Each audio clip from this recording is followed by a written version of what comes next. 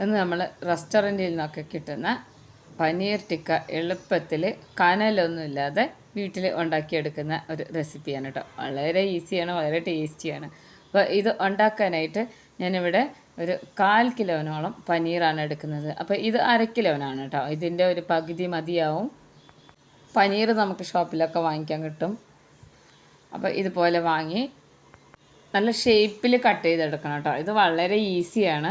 നല്ല വില കൊടുത്തിട്ടാണ് നമ്മൾ റെസ്റ്റോറൻറ്റിൽ നിന്നൊക്കെ വാങ്ങിക്കുന്നത് കേട്ടോ. ഇത് ശരിക്കും പറഞ്ഞാൽ ഒരു സ്റ്റാർട്ടറായിട്ടാണ് നമ്മൾ ഉപയോഗിക്കാറ്. പക്ഷേ ഇത് നമ്മൾ റെസ്റ്റോറൻറ്റിൽ നിന്നൊക്കെ കഴിക്കുന്നതിനെക്കാട്ടും നല്ല ടേസ്റ്റി ആയിട്ട് നമുക്ക് വീട്ടിലുണ്ടാക്കിയെടുക്കാം. കനലോ അതുപോലെ തന്നെ പുകയൊന്നും ഇല്ലാതെ. അപ്പോൾ പനീർ ഈ ഒരു രീതിയിൽ കട്ട് ചെയ്തെടുത്തതിന് ശേഷം സ്ക്വയർ പീസായിട്ടാണ് കട്ട് ചെയ്യേണ്ടത്. കുറച്ച് വലിയ പീസായിട്ടാണ് വേണ്ടത് കേട്ടോ. അപ്പോൾ ഇത് സാധാരണ കറി വയ്ക്കുന്നതിനെക്കാട്ടിലും വലിയ പീസായിട്ടാണ് ഞാൻ എടുക്കുന്നത്. ഇനി ഇതിലേക്ക് വേണ്ടത് ക്യാപ്സിക്കം, സവാളയാണ് കേട്ടോ. അപ്പോൾ ഞാനിവിടെ ഒരു 2 ക്യാപ്സിക്കം ഇതേപോലെ തന്നെ കട്ട് ചെയ്തെടുത്തിട്ടുണ്ട്. സവാള 2 എണ്ണം എടുത്തിട്ടുണ്ട്. ഇങ്ങനെ അല്ലിയായിട്ട് എടുക്കണേ, ഓരോരോ ലെയറായിട്ട് സവാള. അപ്പോൾ ഈ ഒരു രീതിയിൽ കട്ട് ചെയ്തെടുത്തിട്ടുണ്ട്. അപ്പോൾ ഇനി നമുക്ക് ഒരു കടായിലേക്ക് 3 സ്പൂണോളം കട്ടി തൈര് ചേർത്ത് കൊടുക്കണം. ഇതിലേക്ക് തന്നെ കടലമാവാണ് ചേർത്ത് കൊടുക്കുന്നത് കേട്ടോ. നമ്മൾ സാധാരണ ഭജിയൊക്കെ ഉണ്ടാക്കുന്ന കടലമാവ് 2 സ്പൂൺ ചേർത്ത് കൊടുക്കുന്നുണ്ട്. ഇനി ഇതിലേക്ക് ഗരം മസാല പൗഡറാണ് കേട്ടോ. നമ്മൾ സാധാരണ ഇറച്ചി മസാലയിൽ ചേർക്കുന്നത് 1/2 സ്പൂൺ മഞ്ഞൾപ്പൊടി.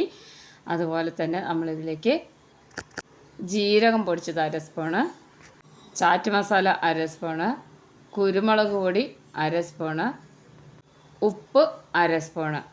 ഇനി ഇതിലേക്ക് എരിവിനായിട്ട് നമ്മൾ ചേർത്ത് കൊടുക്കുന്നത് കാശ്മീരി മുളക് പൊടിയാണ് കേട്ടോ. അത് അധികം എരിവില്ലാത്തൊരു ഐറ്റമാണ്. കാശ്മീരി മുളക് പൊടി ചേർത്തതിന് ശേഷം ഇഞ്ചി അരച്ചത്, ഇഞ്ചി വെളുത്തുള്ളിയും കൂടി നന്നായിട്ട് അരച്ചെടുത്തതും കൂടി നല്ലോണം ഈ ഒരു രീതിയിൽ മിക്സ് ചെയ്തെടുക്കണം കേട്ടോ. അപ്പോൾ നമ്മൾ തൈര് ചേർക്കുമ്പോൾ അധികം വെള്ളം ഉണ്ടെങ്കിൽ നമുക്കൊരു അരിപ്പയിൽ ഒരു 5 മിനിറ്റ് വെച്ചാൽ മതി. അപ്പോൾ അതുപോലെ കട്ടിയുള്ള തൈര് കിട്ടും. ഇനി ഇതിലേക്ക് നന്നായിട്ട് മിക്സ് ചെയ്ത് കൊടുത്ത് ഉപ്പ് നോക്കിയതിന് ശേഷം നമ്മൾ എടുത്തു വെച്ചിട്ടുള്ള ക്യാപ്സിക്കം, സവാള വലുതാക്കി അരിഞ്ഞതാണ് കേട്ടോ. അങ്ങനെ അല്ലിയാക്കി എടുക്കണേ സവാള, എന്നാലാണ് വിചാരിച്ച ആ രീതിയിൽ ഇതിൽ മസാല പിടിച്ച് കിട്ടുകയുള്ളൂ. ഇത് നന്നായിട്ടൊന്ന് യോജിപ്പിച്ചെടുക്കണം. ഇത് കാണുമ്പോൾ നമുക്ക് ഒരുപാട് പണിയുള്ള പോലെ, ഇതിൻ്റെ മസാലാസ് ഒന്നും അറിയാത്ത പോലെയൊക്കെ തോന്നുമെങ്കിലും ചെയ്ത് വരുമ്പോൾ നമുക്കിത് വളരെ ഈസിയാണ്. ഇതൊക്കെ നമ്മുടെ വീട്ടിലുള്ള സാധനങ്ങളൊക്കെ തന്നെയാണ് കേട്ടോ. അപ്പോൾ ഇതെല്ലാം കൂടെ നന്നായിട്ട് മിക്സ് ചെയ്ത് കൊടുത്തതിന് ശേഷം നമുക്ക് ഇതിലേക്ക് ഈ പനീറിൻ്റെ ക്യൂബ് ഇട്ട് കൊടുക്കാം. കാരണം ഈ ഒരു രീതിയിൽ പനീറിൻ്റെ ക്യൂബ് ഇട്ട് കൊടുക്കാം. ഇതിൻ്റെ ഈ മസാലയുടെ ഇൻഗ്രീഡിയൻസ് ഒക്കെ ഞാൻ താഴെ ഡിസ്ക്രിപ്ഷൻ ബോക്സിൽ കൊടുക്കാം കേട്ടോ. ഇതിൽ കസൂരി മേത്തിയും കൂടെ ചിലപ്പോഴൊക്കെ ചേർക്കും. ഞാനിപ്പോൾ ഇവിടെ ചേർത്തിട്ടില്ല. അപ്പോൾ ഇനി ഇത് ക്യൂബൊക്കെ ഇട്ട് കൊടുത്തതിന് ശേഷം ഇത് ഉടയാത്ത രീതിയിൽ ഇതിനെ നന്നായിട്ട് ഇങ്ങനെ പുരട്ടിയെടുക്കണം. നമ്മൾ മീനൊക്കെ ഫ്രൈ ചെയ്യാൻ വേണ്ടി മസാലയാക്കി എടുക്കില്ലേ, അപ്പോൾ അതുപോലെ തന്നെ ഈ പനീർ പെട്ടെന്ന് ഉടഞ്ഞു പോകുന്നൊരു സാധനമാണ് കേട്ടോ. അതുകൊണ്ട് സൂക്ഷിച്ച് വേണം ഇതുപോലെ മിക്സ് ചെയ്തെടുക്കാൻ. അപ്പോൾ ഇത് ആദ്യം മസാല നന്നായി മിക്സ് ചെയ്തിട്ട് ഉപ്പ് നോക്കിയതിന് ശേഷം മാത്രമാണ് നമ്മൾ ഈ ഐറ്റംസൊക്കെ ചേർത്ത് കൊടുക്കാൻ പാടുള്ളൂ. അപ്പോൾ നമ്മളിപ്പോൾ പെട്ടെന്ന് കിട്ടുന്ന സാധനങ്ങളൊക്കെയാണ് ചേർത്ത് കൊടുത്തിട്ടുള്ളത്. ഇതിന് പകരം ക്യാപ്സിക്കത്തിൻ്റെ പല തരത്തിലുള്ളതുണ്ട്, മഞ്ഞ കളറും ചുവപ്പ് കളറൊക്കെ. അതൊക്കെ വേണമെങ്കിൽ നമുക്കിതിൽ ഭംഗിക്ക് വേണ്ടി ചേർത്ത് കൊടുക്കാം. പെട്ടെന്ന് കിട്ടുന്നത് ഇത് മാത്രമാണ്, ഗ്രീൻ കളറിൻ്റെ ആണ് കേട്ടോ. അതുകൊണ്ടാണ് ഞാനിത് ചേർത്ത് കൊടുത്തിട്ടുള്ളത്. അപ്പോൾ ഇനി ഇത് നന്നായി മിക്സ് ചെയ്തതിന് ശേഷം നമുക്കൊരു ബൗളിൽ എടുത്ത് വയ്ക്കാം. ഇത് നമുക്കൊരു 10 മിനിറ്റ് റെസ്റ്റ് ചെയ്യാൻ വേണ്ടി വെക്കണം കേട്ടോ.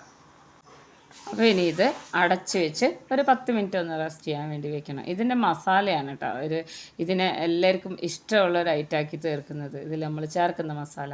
അപ്പോൾ ഇതൊരു 10 മിനിറ്റിന് ശേഷം ഞാനിവിടെ അടച്ച് വെച്ചിട്ടുണ്ടായിരുന്നു. അപ്പോൾ നന്നായിട്ട് ഈ മസാലയൊക്കെ ഇതിൽ പിടിച്ച് വന്നിട്ടുണ്ടാവും. ഈ മസാലകളെല്ലാം കൂടെ ചേർന്ന് വരുമ്പോൾ നല്ല മണമാണ് കേട്ടോ. ഇതൊരു പ്രത്യേക മസാലയാണ്. നോർത്ത് ഇന്ത്യൻ ഡിഷിലൊക്കെ കൂടുതലും ചേർക്കുന്ന മസാലാസാണ്.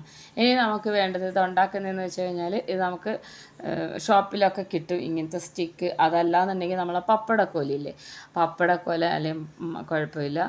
പിന്നെ ഈർക്കളുണ്ടല്ലോ, പച്ച ഈർക്കളിൻ്റെ കടഭാഗം, പച്ച ഈർക്കളിൻ്റെ കടഭാഗം ഇതുപോലെ മുറിച്ചെടുത്തതിന് ശേഷം ഈ ഒരു രീതിയിൽ ഇങ്ങനെ കുത്തി നിർത്തണം കേട്ടോ.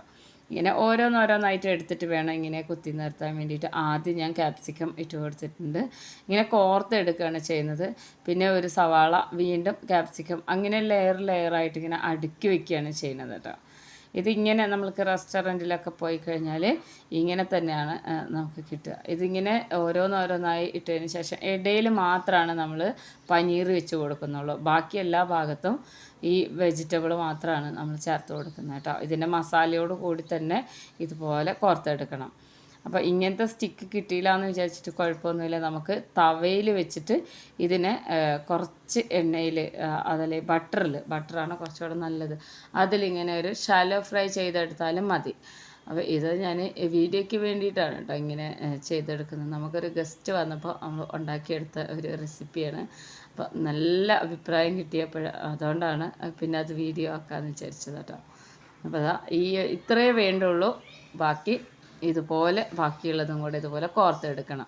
ഇനി ഞാനിവിടെ ചെയ്യുന്നതെന്ന് വെച്ച് കഴിഞ്ഞാൽ നമ്മൾ ദോശത്തവ ഉണ്ടല്ലോ, ദോശത്തവ ചൂടാവാൻ വെച്ചിട്ടുണ്ട്.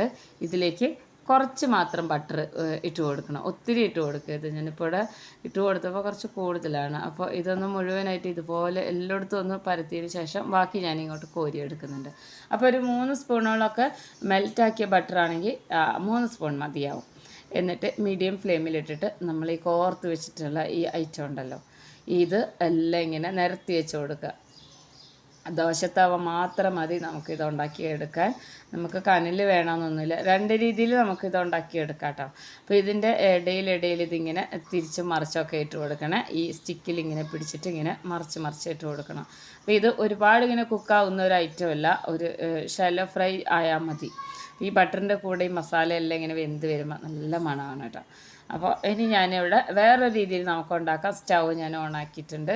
അപ്പോൾ ഇതുപോലെ കനലിൽ ചുട്ടെടുക്കുന്ന പോലെ വേണമെന്നുള്ളവർക്ക് ഈ ഒരു രീതിയിൽ തിരിച്ച് മറിച്ചൊക്കെ ഇങ്ങനെ സ്ക്രോൾ ചെയ്ത് കൊടുത്തിട്ട് ഇതിൻ്റെ മേലിൽ ബട്ടർ തേച്ചാലും മതി. അപ്പോൾ ഇങ്ങനെയാണ്, ഈ 2 രീതിയിലാണ് ഞാൻ ഉണ്ടാക്കുന്നത്. പക്ഷേ ഇങ്ങനെ ഈ ബർണറിൽ കാണിച്ച് വേവിക്കുന്നതിനെ ഞാൻ അത്ര പ്രോത്സാഹിപ്പിക്കില്ല. ഇത് ശരിക്കും പറഞ്ഞു കഴിഞ്ഞാൽ ചപ്പാത്തിയൊക്കെ ഉണ്ടാക്കില്ല ഇങ്ങനെ ബർണറിൽ കാണിച്ചിട്ട്, അതുപോലെയാണ്. പക്ഷേ ഞാനിത് വേണമെങ്കിൽ ചെയ്യാമെന്ന് മാത്രമേ ഉള്ളൂ. ഞാൻ പ്രിഫർ ചെയ്യുന്നത് ദോശത്തവയിലിട്ട് ഉണ്ടാക്കുന്നതാണ് നമുക്ക് കുറച്ചുകൂടെ ഹെൽത്തി ആയിട്ടുള്ളത്. അപ്പോൾ ഈ ഒരു രീതിയിൽ മുഴുവൻ ഭാഗങ്ങളും ഇങ്ങനെ വെന്ത് വരും. ഉള്ളിലൊക്കെ കുറച്ചൊന്ന് നന്നായിട്ട് വെന്ത് വരും. ഓൾറെഡി ഈ പനീറൊക്കെ എന്ന് വെച്ച് കഴിഞ്ഞാൽ അത്ര വലിയ കുക്കാവേണ്ട ആവശ്യമൊന്നുമില്ല കേട്ടോ. അപ്പോൾ ഇതായി വന്നിട്ടുണ്ട്. അതിനോടൊപ്പം തന്നെ നമ്മൾ തവയിൽ വെച്ചിട്ടുണ്ടായിരുന്ന ഈ ടിക്ക ഉണ്ടല്ലോ, പനീർ ടിക്ക ഒക്കെ 4 ഭാഗം ഇതുപോലെ മറിച്ച് വെച്ച് കൊടുത്തിട്ടുണ്ട്. അപ്പോൾ നമ്മുടെ പനീറൊക്കെ ആയി വന്നിട്ടുണ്ട്. നല്ല ടേസ്റ്റാണ് കേട്ടോ, കുട്ടികൾക്കൊക്കെ ഇഷ്ടപ്പെടും. ഇതേ രീതിയിൽ തന്നെ ചിക്കനും നമുക്ക് ഉണ്ടാക്കിയെടുക്കാം. റെസിപ്പി ഞാൻ ഇടാവേ. അപ്പോൾ എല്ലാവരും ഉണ്ടാക്കി നോക്കണം, ഫ്രണ്ട്സിനൊക്കെ ഷെയർ ചെയ്ത് കൊടുക്കണം. ഇനി ഇത് കഴിക്കാനായിട്ട് ആരും റെസ്റ്റോറൻറ്റിൽ പോയില്ല, അത്ര എളുപ്പമാണ് കേട്ടോ. നന്നായിട്ട് കുക്കായി വന്നിട്ടുണ്ട്. അപ്പോൾ ഇതുപോലെയുള്ള ഈസി റെസിപ്പീസുമായിട്ട് അടുത്ത വീഡിയോയിൽ കാണാം.